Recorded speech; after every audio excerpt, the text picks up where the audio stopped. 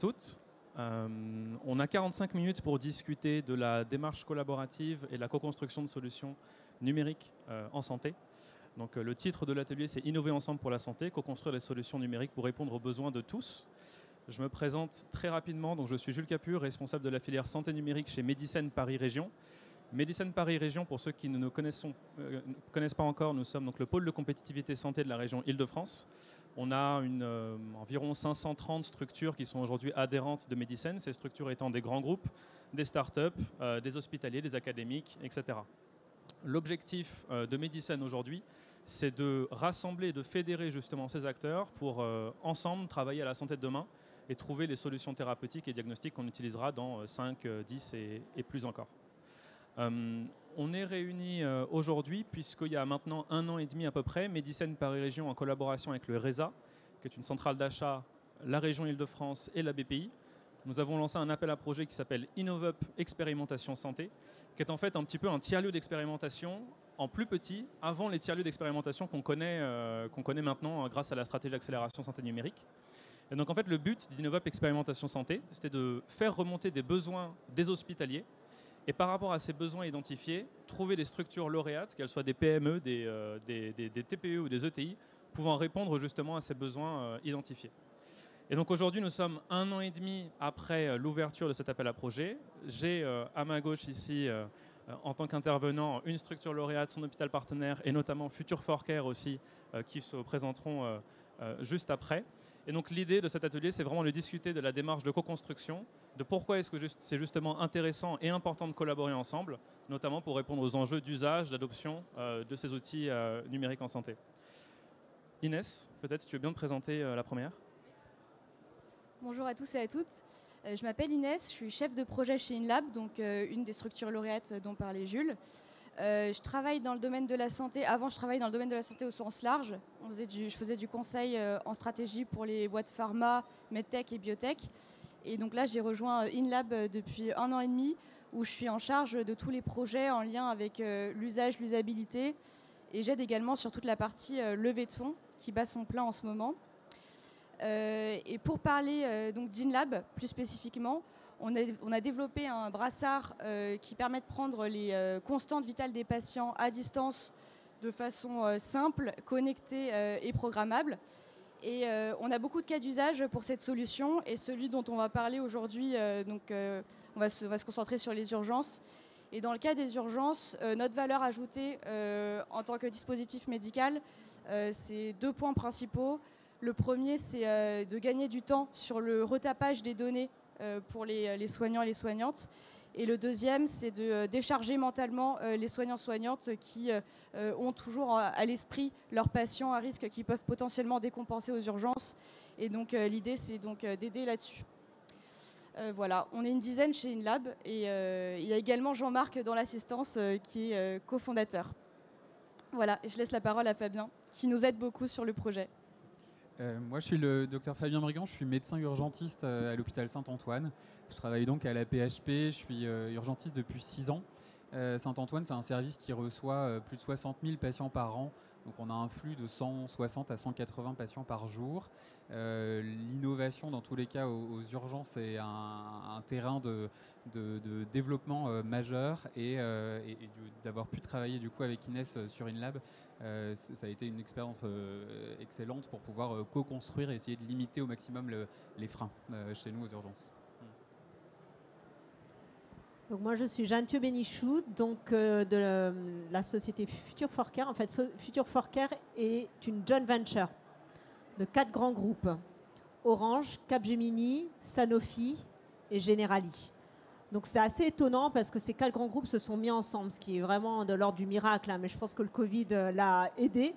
Donc en 1 an, ils ont décidé en fait de faire une sorte de mécénat, donc d'investir dans un grand building qui est dans le 13e arrondissement. C'est 6 000 mètres carrés. Et ces 6 000 mètres carrés, en fait, sont dédiés à 2 choses. 2 métiers. L'accélérateur, donc nous accompagnons des startups dans la santé numérique avec un certain niveau de maturité. Donc elles ont toutes au moins un POC validé ou un chiffre d'affaires. Et la deuxième chose, c'est créer cet écosystème. Vous avez vu, tout est nouveau. Donc créer cet écosystème, faire rencontrer les gens, du public, du privé, mais même entre le privé, parce que c'est vrai que là, ta question, Jules, c'était surtout les collaborations publiques-privées, mais moi, je parlerai aussi beaucoup entre privés. Et entre privés, c'est quoi? C'est entre les startups, mais aussi entre les startups et les grands groupes. Donc Future for Care, ce n'est pas le privé du côté hospitalier, hein, je le précise, c'est le privé du côté industriel. Et moi, dans la direction de l'Institut, eh bien, c'est très important aussi d'apporter de la réflexion. Donc il y a un think tank et aussi il y a des cycles de conférences. Et c'est important aussi d'acculturer les industriels à la santé numérique. Et donc nous avons une académie pour former les industriels à la santé numérique. Et pourquoi est-ce que je suis là? Parce qu'en fait, on travaille beaucoup aussi avec Medicine sur le sujet de l'innovation à l'hôpital, car 30 à 40% de nos startups sont dédiées au milieu hospitalier. Avant de revenir plus en détail sur les sujets de collaboration, avant de parler de collaboration, d'innovation, il faut peut-être comprendre où est-ce qu'on en est aujourd'hui, notamment dans le milieu hospitalier, et pourquoi est-ce que c'est important d'innover, et pourquoi est-ce que c'est aussi important de collaborer. Donc pour cette question, je me tourne vers toi Fabien. Pourquoi est-ce qu'aujourd'hui, on a besoin d'innover à l'hôpital et quels sont justement les grands points bloquants qu'on peut rencontrer à l'hôpital et les points de pression qu'on rencontre aujourd'hui? Du coup, moi, pour parler vraiment de mon métier, hein, vraiment du côté terrain aux urgences, je vous l'ai dit, on reçoit 60 000 patients par an. On a donc un flux de malades qui est assez important. On sait très vite qui est le malade grave, qui est le malade qui peut relever uniquement d'une consultation de médecine générale. Et puis entre les deux, on a des malades pour qui on sait que le flux ne va pas nous permettre de voir le malade dans les premières minutes parce qu'il ne va pas être priorisé. Et ces malades-là, il va falloir qu'on majore en gros leur surveillance pour pouvoir savoir parmi ces gens quels sont lesquels il va falloir voir en premier. L'innovation aux urgences, je pense qu'il y a plusieurs axes, hein. Il y a ceux du côté des soignants. Ça peut nous aider pour notre diagnostic. On utilise l'intelligence artificielle sur de la radiologie, par exemple. Ça peut aussi nous aider pour améliorer nos prises en charge et en tout cas limiter au maximum les irritants. Et je sais qu'ils sont nombreux aux urgences dans des activités qui sont souvent très répétées. Et puis de l'autre côté, ça peut aussi avoir un plan d'action plutôt sur les patients. Améliorer dans tous les cas leur filière, leur prise en charge et puis aussi améliorer leur expérience aux urgences. J'imagine que vous êtes tous probablement déjà passés aux urgences et vous savez que notre temps d'attente est très varié. Le partenariat du coup avec Inès, il est arrivé de notre constat de se dire ces malades qui sont ni de la consultation de médecine générale ni de l'urgence vitale, comment est-ce qu'on arrive à les prioriser et par lequel on commence? En fonction du flux et du nombre d'inscrits par heure, on sait que nos temps d'attente peuvent varier. Et donc l'idée a été de se dire, est-ce qu'une solution finalement numérique, est-ce qu'un device ne pourrait pas nous aider à surveiller ces malades avant une prise en charge médicale? Donc c'est comme ça qu'on a commencé finalement à co-créer avec Inès sur un brassard qui nous permet de surveiller des malades avant même une consultation médicale. Si on veut reparler après d'innovation vraiment aux urgences, il y a une appétence certaine des soignants et je pense que le terrain en soi est un énorme puits d'idées émanant vraiment du quotidien et qui vont nous aider vraiment dans notre pratique. J'ai travaillé entre autres sur des solutions de géolocalisation. Il y a des tonnes d'applications possibles, dont celle qu'on a développée avec Inès. Pour te donner la parole, Inès, on a parlé rapidement de l'état des lieux à l'hôpital et de pourquoi est-ce que c'est important aujourd'hui d'innover. Quels sont, toi, en tant que start-up qui a justement travaillé avec une structure hospitalière, les défis que tu as identifiés au début de la relation pour justement commencer à amorcer ce travail de collaboration? Les défis, principalement, je dirais que c'était de trouver une méthodologie de travail qui fonctionne bien pour les deux parties. Et on a dû un peu la créer, cette méthodologie, parce qu'il n'y avait pas de manuel à suivre au début. Et du coup, peut-être mon retour d'expérience là-dessus, c'est qu'il y a des points pour moi, il y a des points clés à suivre pour que la méthodologie marche bien. Le premier, c'est d'assurer au maximum la gestion de projet côté industriel, parce qu'on a quand même plus de temps que vous à consacrer à ces choses-là, vu que c'est notre métier. mais en parallèle d'avoir quelqu'un de très identifié pour la gestion de projet côté médical. Et donc merci Fabien, toi tu as vraiment beaucoup aidé pour tout ce qui était, pas uniquement, mais réserver les salles.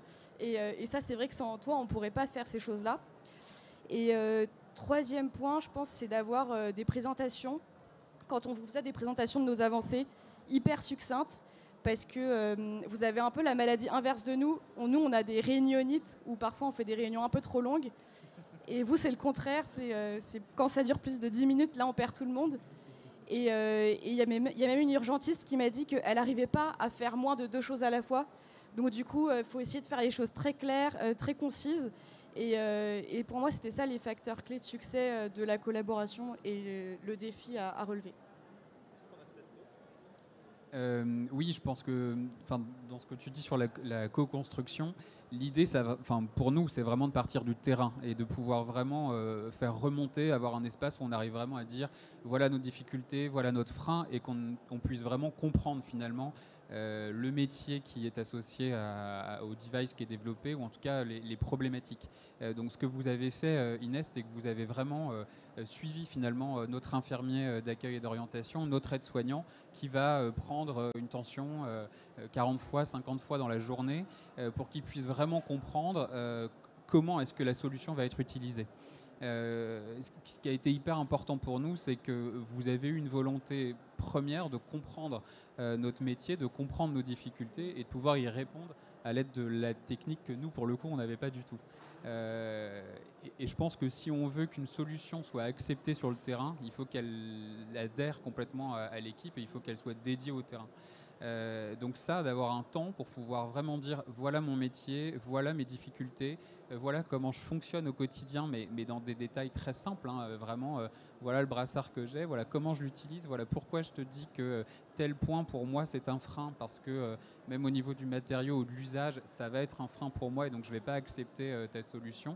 Ça passe forcément par un échange. Et ce qui a été hyper fructueux avec vous, c'est qu'on a pu, ça a été une échange permanente, enfin une navette permanente entre la solution technique et le terrain, et on a vraiment co-construit semaine après semaine pour trouver la solution qui pour nous était la solution parfaite. J'ai une question qui me vient en tête qui est peut-être un petit peu provocatrice.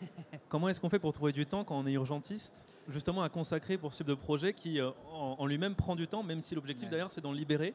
On sait que c'est un sujet d'ailleurs qu'on traite en ce moment avec Jeanne, avec Future for Care. Comment est-ce qu'on fait concrètement? Comment est-ce qu'on s'organise? Je pense que du temps, on a tous des journées de 24 heures, mais on arrive à en trouver quand on a une motivation particulière à donner du temps. Quand vous faites une action 40-50 fois par jour et qu'elle est irritante 40-50 fois par jour, vous acceptez de donner des heures supplémentaires pour vous dire peut-être qu'en fait toutes ces minutes au quotidien vont être supprimées et peut-être qu'en fait ça va améliorer mon quotidien. Je pense que d'écouter le terrain et d'associer les soignants à la création, c'est une excellente façon, nous, de nous motiver, parce qu'on va se dire ok, en fait ils co-construisent, ils ont bien compris nos problématiques et ils vont y répondre. Et dans tous les cas, j'investis du temps en quelque sorte, mais il y aura un retour et on va vraiment avoir un frein qui va se lever et ça va s'améliorer. Et je pense que on reste des gens passionnés aux urgences. On a des métiers compliqués et si les gens restent, c'est que malgré tout, ils ont une appétence pour ça et une envie de continuer leur métier. Et donc, on aura toujours du temps à investir à un mieux, à un plus pour le quotidien. Ouais. Tu parlais justement d'investissement de temps pour derrière justement avoir un retour sur investissement. Ouais. Quelles ont été les opportunités ou en tout cas les bonnes nouvelles à prendre de cette collaboration? Est-ce que ça permet d'avoir un meilleur usage à la fin de ces solutions en conditions réelles? Est-ce qu'il y a justement des facteurs clés qui n'auront pas été possibles en créant la solution tout seul plutôt que justement en la co-construisant avec un acteur hospitalier? Oui, avant de répondre à ta question, pour rebondir sur ce que tu disais au niveau du temps que tu as consacré, un des moyens assez bons qu'on a trouvé d'être avec vous sans vous prendre du temps, ça a été les journées qu'on a appelées shadowing, où on était un peu en blouse derrière vous. Donc ça ne vous prenait pas de temps parce que ça ne changeait rien à votre activité. Et nous, on était là comme des petites souris à observer ce que vous faisiez. Et ça, c'était très aidant pour nous sans forcément vous prendre du temps. Donc ça, je pense que c'est un bon point aussi à retenir. Et pour revenir à ta question sur ce que nous, ça nous a apporté, ce que ça nous a apporté, c'est déjà une vraie légitimité personnelle en tant que société. Parce que c'est vrai que nous, on a des problématiques parfois financières et qu'on aimerait bien soigner, et comme ce que vous faites, et que nous, on est obligé de passer par des problématiques financières. Et donc, le fait de passer par cette co-construction, ça permet de relégitimer notre activité et aussi de légitimer par rapport aux investisseurs. Parce que nos investisseurs, ça les met en confiance de savoir qu'on co-construit avec eux. Ils peuvent même vous appeler directement, comme ça a été le cas. Oui, exactement. C'est une des parties un peu étonnantes de ce projet. C'est qu'au-delà de discuter de notre travail et de ce qu'on fait au quotidien, ça a été vraiment la rencontre avec les investisseurs. Du coup, c'est assez drôle de se dire j'ai aucun lien avec d'investisseurs particuliers, je fais juste mon métier d'urgentiste, je discute avec un développeur d'une solution et finalement je me retrouve à parler spontanément avec un investisseur qui va très probablement, qui va valider le projet.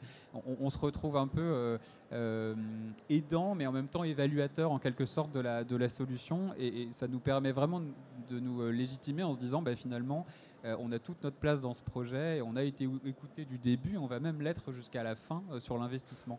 Donc je trouve que c'est un excellent retour et une bonne façon de nous remercier sur la participation. Ouais. Côté de l'accélérateur Future for Care, je ne sais pas Jeanne ce que tu en penses, mais en tout cas côté pôle de compétitivité, on a souvent, c'est un peu moins le cas maintenant, tendance à avoir des solutions qui sont très techno-push, c'est-à-dire venant de techniciens, d'informaticiens ou autres, et qui ont une idée, qui ne pensent pas en fait directement à l'usage sur le terrain. Est-ce que toi, chez Future for Care, c'est des critères que tu regardes quand justement vous voulez accélérer une start-up au sein de l'Institut ? Alors, ce qui est complètement incroyable, c'est qu'au bout d'un an, on parle toujours d'usage. Finalement, c'est quand même l'élément central. De la viabilité en fait d'une solution. Et en fait, dans cet aspect de viabilité, il y a non seulement effectivement, est-ce que c'est adapté aux réalités du terrain, et être adapté à la réalité du terrain, c'est assez complexe finalement, parce qu'il y a peu que le résultat clinique auquel on pourrait s'attendre, mais il y a aussi la partie usage, UX quoi. Là, par exemple, on a une start-up qui a une intelligence artificielle extrêmement intéressante, mais son interface n'est pas adaptée finalement à la logique complètement du médecin. Et ça, c'est vraiment, vraiment dommage. Donc, il y a des pertes de chance. Et il y a un deuxième élément aussi de viabilité, c'est l'aspect modèle économique. C'est très compliqué pour une start-up de trouver aussi un modèle économique. Et il y a aussi dans ces éléments-là plusieurs approches. Donc soit vous trouvez un modèle économique avec des partenaires industriels, et c'est pour ça que Future for Care a aussi un grand niveau d'attractivité et permet aux start-up justement d'être au contact de ces grands groupes, ou bien vous prenez la voie du remboursement. Et alors ça, c'est un énorme challenge et c'est le parcours du combattant avec toutes les preuves médico-économiques qui doivent être mises en œuvre. Et ces preuves médico-économiques nécessitent forcément des études cliniques aussi pour prouver qu'il y a un apport non seulement en termes de résultats cliniques, mais aussi un apport sur l'efficience dans l'organisation des soins. Et en fait, d'ailleurs, dans le travail qu'on a mené ensemble entre Medicine et Future for Care sur l'innovation à l'hôpital, ce qui est incroyable, c'est qu'ils sont ouverts à l'innovation. L'hôpital est ouvert à l'innovation, mais il ne faut pas que ça perturbe non plus le quotidien. Donc, il faut que ça s'insère comme une petite souris dans le quotidien en fait, des professionnels de santé.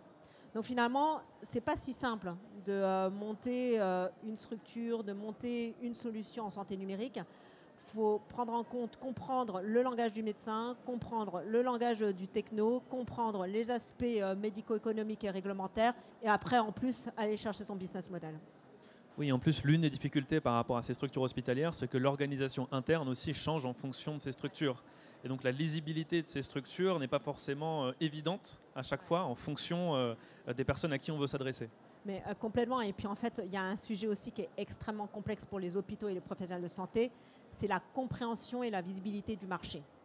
Et c'est ça aussi notre rôle, hein, c'est de rendre visibles en fait, des solutions qui ont vraiment une valeur ajoutée. Donc on fait quand même un tri, nous, de nos startups, pour que ça puisse aider aussi les professionnels de santé à faire un tri sur les solutions mises à disposition.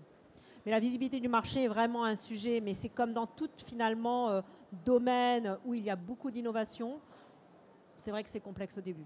Et on ne sait pas ce qui va marcher, on ne sait pas ce qui est sérieux ou pas. Et tu l'as rappelé tout à l'heure, Future for Care, c'est une association de 4 grands groupes, dont notamment Sanofi et Orange.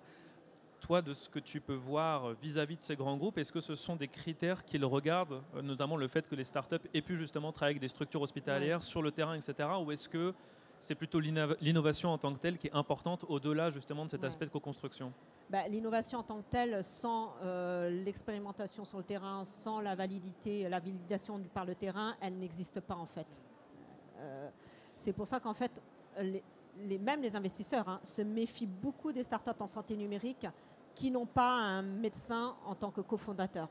Après, le médecin, il n'a pas forcément la vision entrepreneuriale, il est mu par autre chose. Mais il est important en fait d'associer un médecin, au moins au début, dans une start-up en santé numérique. Donc, par exemple, les grands groupes comme Sanofi, oui, ils vont regarder en fait ces éléments-là, mais après les autres groupes comme les assureurs ou bien Orange, ils vont voir aussi quel modèle économique on peut peut-être satisfait. Et puis deuxième chose, est-ce qu'il peut y avoir du partenariat business aussi? Les assureurs vont voir, par exemple, vont avoir une attention particulière à tout ce qui est prévention. Est-ce que ça va apporter aussi à leurs adhérents et aux structures, aux B2B, enfin aux industries qui peuvent, et aux entreprises qui peuvent acheter leurs assurances? Fabien, de ton côté, est-ce qu'il existe en interne un parcours de l'innovation, si on peut l'appeler comme ça? Comment est-ce que vous identifiez des innovations qui pourraient être pertinentes en fonction des services? Est-ce que ça vient des médecins eux-mêmes? Est-ce que ça vient d'une direction d'innovation? Est-ce que ce sont des startups qui contactent quelqu'un au sein de la structure? Comment est-ce que ça se déroule concrètement chez toi? Je pense que ça part surtout initialement du terrain sur des gens qui vont avoir une appétence pour l'innovation et donc vont probablement aller chercher un ou deux sujets qui seront traités et vont créer une collaboration. Là, initialement, c'est vraiment l'appel à projet qui a fait qu'on s'est rencontrés.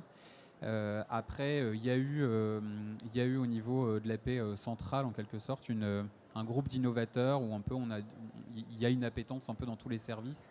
Et il y a des médecins, il y a des infirmiers, il y a des aides-soignants qui vont être disponibles pour en discuter. Il y a juste ce lien à créer en fait entre innovateurs et soignants. Donc il y a des gens motivés, il y a des gens qui ont du temps à dédier. Ce qui manque peut-être pour le moment, c'est ce lieu de rencontre où on puisse associer innovateurs et soignants. Est-ce que toi, au sein de ta structure, est-ce que tu as des collègues qui sont dans la même spécialité que toi, qui justement te posent des questions par rapport à la collaboration que tu peux avoir avec InLab au sujet de ce projet? Ou est-ce qu'au contraire, c'est relativement siloté, on va dire, et que pour l'instant, étant donné qu'on est encore dans une phase d'expérimentation, ça reste très encadré? Les soignants qu'on a recrutés pour Inès, ils sont initialement dans un groupe de travail. Les urgences, c'est une énorme équipe. On est une trentaine de médecins, il y a une centaine de paramédicaux.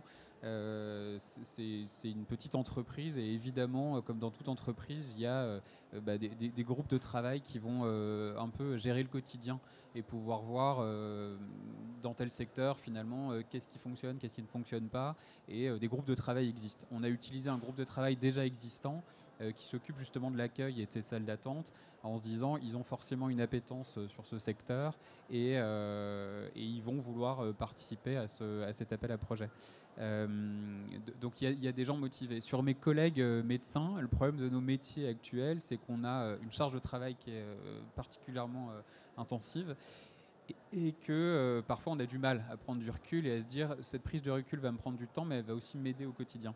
Donc dans mes collègues, oui, les gens se posent des questions et me disent tiens, finalement, est-ce que ça avance, qu'est-ce que vous faites, etc. Ils ont un besoin de concret, de pouvoir voir très vite les solutions et de pouvoir voir ce que ça va leur apporter au quotidien. Donc ils vont poser des questions. Ce qui nous manque particulièrement, c'est plutôt le temps, de se dire on n'a pas de temps dédié pour ça et d'avoir juste cette gymnastique de se dire très bien, je prends un peu de recul, je vais investir du temps, mais pour un mieux par la suite. Donc tout le monde ne le fait pas, mais c'est certain qu'il y a de l'innovation à apporter. Pour des... oui. Peut-être par rapport à ça, je viens d'avoir l'idée, mais j'ai des amis qui sont en externat, en études de médecine externe, et ils me disent que parfois ils sont en stage, qu'ils n'ont pas grand-chose à faire, et en même temps ils voient tout l'écosystème. Alors peut-être qu'eux, ils auraient le temps que toi, t'as pas. Oui, avec une vision probablement qui est peut-être un peu plus fraîche que la nôtre. C'est possible. Le problème, c'est qu'il faut aussi avoir un peu d'expérience et d'habitude pour pouvoir trouver en fait les endroits où les améliorations peuvent être apportées. Donc oui, c'est une des solutions, probablement plus côté patient finalement, qui puissent aller auprès des patients, aller leur demander leurs besoins, les améliorations qui peuvent être apportées. C'est certain que ça peut être une des pistes. Ouais. Ouais. On sait que pour les startups qui ont besoin de travailler justement avec des acteurs hospitaliers, l'un des points bloquants, ça peut être s'interfacer avec les systèmes d'information, notamment pour tout ce qui est échange de données, flux de données. Est-ce que de ton côté, déjà, c'est quelque chose qui te concerne? Et si oui, est-ce que ça a été quelque chose, un point bloquant ou un point ralentissant? Est-ce qu'il existe peut-être des solutions qui sont déjà existantes? Je pense par exemple à Innovacom, qui est une filiale d'Orange, qui permet justement de faciliter l'entrée de ces startups en rassemblant les flux de données. Donc Inès, je ne sais pas... Oui, c'est un sujet qui est très important pour nous et qui est arrivé sur la table assez rapidement parce que ça pourrait faire gagner beaucoup de temps aux soignantes si les données allaient s'interfacer directement dans le dossier du patient et qu'il n'y ait pas besoin de retaper la valeur qu'on lit sur le tensiomètre ou autre dispositif médical. Et donc, étant donné ça, on a cherché des solutions. On a vu Innovacom, on en a vu d'autres également. Donc, on ne se fait pas de soucis sur le fait qu'on va y arriver. On est encore un peu tôt pour engager les démarches. Et un autre point qui pourrait être bloquant, en fait, la solution existe, mais il faut qu'on ait l'autorisation du système informatique, de la direction des systèmes informatiques, la DSI de l'hôpital qui nous ouvre ces canaux. Et ça, à ce qu'on nous a dit, ça peut prendre un peu de temps. Donc la solution existe, mais il va falloir juste que tout se passe bien. On est confiant. Est-ce que peut-être vous avez avant qu'on passe aux questions, si jamais il y en a, est-ce que vous avez un mot de la fin? Je ne sais pas si l'un de vous trois veut commencer. Un sujet qu'il aurait aimé, souhaité aborder durant cette table ronde.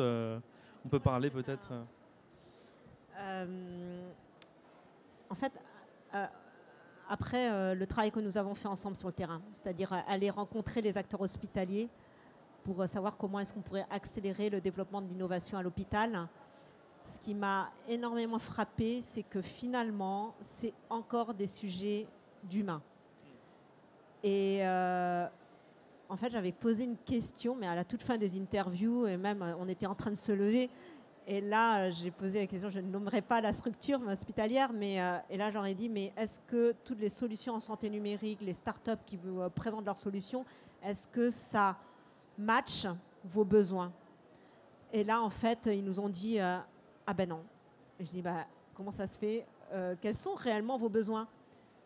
Nos besoins, c'est la qualité de vie au travail. Et donc là, je me suis dit qu'il y avait aussi une problématique autour justement de cette ergonomie de ces solutions et de bien expliquer en quoi certaines solutions sont là effectivement pour avoir des résultats cliniques pour le patient et aussi là pour fluidifier le travail en fait des soignants et des médecins. Donc ça, c'est une première chose en termes d'humanité qui est extrêmement important. Puis la deuxième chose, c'est que quelle place est-ce qu'on peut donner à cette innovation alors que le sujet principal en fait, des professionnels de santé, et ça, Fabien, vous êtes très discret sur ce sujet-là, mais il y a vraiment un sujet de sens par rapport à son métier et aussi un état de l'hôpital qui est très compliqué en ce moment. Et pourtant, il y a certaines personnes qui veulent toujours se battre pour porter ces projets d'innovation, alors qu'en fait, la priorité, on pense qu'elle n'est pas là. Enfin, l'urgence n'est pas là, mais la priorité est certainement dans l'innovation quand même. Mais en tout cas, l'urgence n'est parfois pas dans l'innovation, et c'est pour ça que ce n'est pas si simple, en fait, finalement, d'accélérer le développement à l'hôpital. Enfin, c'est assez intéressant, Inès, ta vision. Et au final, moi, je pense qu'elle est dans l'innovation. C'est assez drôle. Parce que nous, notre métier, c'est en effet de prendre en charge des patients et de pouvoir passer le maximum de temps avec ces patients. Et si on nous donne des solutions, si l'interfaçage typiquement entre les différentes solutions est simplifié, si on nous simplifie finalement tout ce qui est administratif, tout ce qui est données un peu d'intégration de données, qui est en fait qui n'a rien d'intellectuel et qui n'a rien d'humain. Si on simplifie toutes ces démarches, eh ben, en fait, on nous aide, et on nous aide vraiment dans notre relation avec les patients. Et parfois, on le voit, hein, sur des consultations de 15 minutes, on va passer très probablement 10 minutes devant notre écran à faire des actions répétées qui n'ont aucun intérêt ni pour le patient ni pour nous, et qui sont répétées mais un nombre de fois hallucinant. Et on est parfois très frustré de vivre dans une société où l'innovation est partout et où on la partage tous et où on la vit tous, et d'être dans un hôpital où on se dit mais mince, on est en quelle année, et pourquoi on sait que c'est possible. Je veux dire, quand on le voit, Inès, la façon que vous avez eu d'avancer très rapidement sur de la technicité qu'on n'a pas, hein, clairement, même un fichier Excel peut nous faire peur. Cette technicité, on ne l'a pas. Mais on sait qu'elle existe, et c'est une frustration majeure de travailler au quotidien en se disant on traverse la rue, l'innovation est là, vous allez, je sais pas, acheter n'importe quoi, vous faire livrer ou autre, tout est possible. Pourquoi est-ce qu'à l'hôpital on a un retard majeur, alors que justement notre métier c'est d'être auprès des patients, pas de l'ordinateur, quoi. Du coup, moi je pense que vraiment dans l'innovation, il y a une qualité de vie au travail, de nous simplifier le quotidien dans des tâches qui sont hyper répétitives, que ce soit infirmier, que ce soit médecin, que ce soit aide-soignant. Libérons-nous ce temps pour pouvoir le passer auprès des patients. Ouais. C'est un très bon mot de la fin. Pour enchaîner par rapport à ce que tu dis et pour rebondir sur ce que disait Jeanne, effectivement, donc Future for Care et Medicine, on porte depuis maintenant presque un an un projet justement d'une étude sur comment est-ce qu'on fait rentrer l'innovation chez les offreurs de soins. Et à ce titre-là, donc il y a un événement qui est prévu pour la mi-mai. Et en fait, dans ce cadre-là, on a interviewé une vingtaine d'experts, que ce soit des hospitaliers, des grands groupes, des startups ou autres, qui ont justement réussi à intégrer leurs solutions dans les structures hospitalières. Et donc à ce titre-là, effectivement, comme le disait Jeanne, elle le rappelait, le besoin actuel urgent, c'est la qualité de vie au travail, c'est la quête de sens, c'est le gain de temps, c'est de l'autonomie, etc.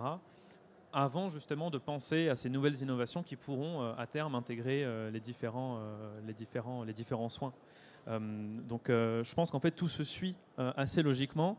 Gagner du temps pour l'utiliser, pour derrière avoir des innovations qui sont justement susceptibles d'en gagner encore plus. Donc voilà, c'est vraiment, je pense, dans cette idée que la collaboration est importante, et aussi évidemment pour un impact médical qui soit réel, et pas qu'on ait des solutions techno-push qui sont très bien pensées, mais qui au final ne rencontrent pas en fait leur public, simplement, que ce soit des médecins ou des patients. Il nous reste, je crois, un peu moins de 10 minutes, donc si vous avez des questions, je t'en prie, si jamais... On va passer le micro. On va passer le micro. Bonjour, merci beaucoup pour cette table ronde. Ma première question est pour le Dr Brigand. Vous avez posé la question que pourquoi ces innovations ne rentrent pas à l'hôpital, pourquoi? Et j'aimerais bien avoir votre avis, parce que vous avez posé la question. Ça, c'est une première chose. Et la deuxième question aussi, elle est pour vous. Avec tout ce qu'on voit comme innovation technique de façon push ou de façon co-construite, est-ce que aussi il est facile de choisir entre ces solutions-là? Merci. Pourquoi les innovations ne rentrent pas à l'hôpital, ou pourquoi elles tardent à rentrer à l'hôpital? Je pense que l'échange principal qu'on a, c'est avec le biomédical et la DSI, hein, la direction des systèmes informatiques. Je pense l'échange que j'ai avec eux va être principalement sur notre logiciel métier, ou pour des actions même très simples, hein, d'ordonnances, de choses un peu pré-remplies qui nous aident, tout ça prend un temps monstrueux. Je pense que la DSI est sous-cotée dans nos hôpitaux. C'est un peu étrange, on est full informatique, donc il n'y a plus de dossiers, papier, tout est informatisé. Mais on n'a très probablement pas encore assez investi là-dessus et on n'a très probablement pas encore intégré suffisamment les soignants au logiciel métier. C'est-à-dire que les choses s'imposent un peu à nous, mais sans qu'on puisse relayer un peu nos freins et les modifications à faire. Donc je pense qu'ils sont très probablement, pour avoir travaillé avec eux, et puis je pense que chacun a ses problématiques de son côté, et je les entends et je les comprends évidemment. Je pense qu'il manque de temps, il manque très probablement de budget. Dans tous les cas, c'est les excuses que je leur donne. Et je pense qu'il manque aussi cet échange entre informaticiens, en tout cas DSI et soignants. Ouais. Voilà. Sur votre deuxième question, je pense qu'on n'est vraiment pas, on met pas de frein à l'innovation et on est capable de tester de tout. À partir du moment où ça apporte à nos patients, où ça apporte à notre équipe et où ça apporte à notre quotidien, quelle que soit l'innovation qui va être proposée, on n'a pas besoin d'avoir forcément une preuve clinique que ça va améliorer les choses. Je pense qu'il faut être pragmatique. On l'est aux urgences. On peut passer du temps à mesurer les choses et à se dire est-ce que cette innovation est intéressante ou pas. Il faut aussi se fier un peu au feeling des gens, même si hélas c'est pas quantifiable et ça n'a rien de significatif ou non. On est ouvert à toutes sortes d'innovations et on n'a pas de frein particulier sur un ou un autre domaine. Ouais. Oui, je pense aussi que par rapport à cette lisibilité de l'écosystème, c'est aussi en quelque sorte le rôle que peuvent et je pense que doivent avoir des structures comme Future for Care, Medicine, Paris Santé Campus, l'Hôtel Dieu maintenant avec Biolabs, etc. Où justement l'idée c'est entre guillemets, de sélectionner les bonnes structures sur les bonnes aires thérapeutiques ou technologiques et de les faire accélérer. Évidemment, le but, c'est pas non plus de n'en prendre qu'une et de laisser toutes les autres sur le côté, c'est vraiment pas l'idée. Mais voilà, effectivement, il y a aussi ce côté feeling, ce côté équipe qui rentre en jeu et qui est, je pense, plus qu'important. Surtout dans cet aspect collaboratif en fait, où il faut avoir des personnes qui s'entendent bien. C'est un peu le minimum en fait à avoir lorsqu'on travaille ensemble de manière aussi longue, plus d'un an maintenant au sein de l'hôpital. Donc ouais, je pense que c'est... Est-ce qu'il y a d'autres questions ?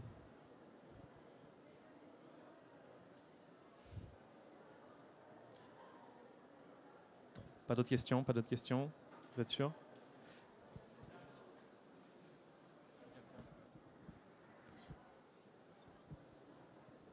Oui, ma question c'était, est-ce qu'aujourd'hui vous avez fait un DM ou est-ce que vous êtes en cours? Vous en êtes dans ce processus? Parce que là, est-ce que vous êtes toujours dans un mode de recherche ou est-ce que vous êtes réellement dans un déploiement public? Voilà. Et sur le HDS aussi, si vous avez ces questions. Oui, là on est encore, on va dire, à mi-chemin, je ne sais pas comment on peut dire. On n'est pas encore certifié européen. On va bientôt soumettre aux États-Unis. Donc on n'est pas encore certifié et on ne peut pas encore utiliser le dispositif médical à l'heure actuelle. Mais on a bon espoir que d'ici la fin de l'année, ce soit le cas. Et pour tout ce qui est HDS, du coup, c'est des problématiques qu'on a bien en tête dès maintenant, mais qu'on va pouvoir mettre à l'œuvre d'ici quelques mois également. Vous parlez des États-Unis parce que vous pensez aller plus vite en passant par les États-Unis que d'essayer obtenir une certification en France? Oui, c'est ça, tout à fait. En fait, pour l'Europe, il faut des données d'études cliniques qui ne sont pas nécessaires ou qui sont moins exigeantes aux États-Unis. Ok, merci.